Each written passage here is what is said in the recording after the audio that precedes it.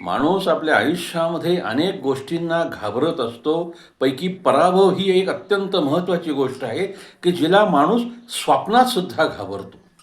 पराभव झाला म्हणजे सर्व संपलं, मन खचलं, आपण संपलो, असा एक प्रकारचा नकारात्मक भाव मनाला ग्रासून जातो आणि तो व्यक्ती खचून जातो.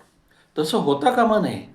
या सकल विश्वामध्ये फार मोठे महापुरुषसुद्धा अनेक वेळेला पराभूत झालेले आहेत. मोठे खेळाडू असतील, मोठे संशोधक असतील, मोठे व्यावसायिक असतील, कारखानदार असतील, हे कधी ना कधी पराभूत झालेले आहेत.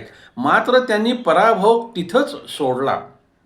पराभवावर उभे राहिले आणि पुढं आयुष्य संघर्ष करत जिंकत गेले. हेही आपण बघायला पाहिजे. पराभवाची अवास्तव भीती बाळगू नये. पराभवाचा पराभव करायला शिकावं.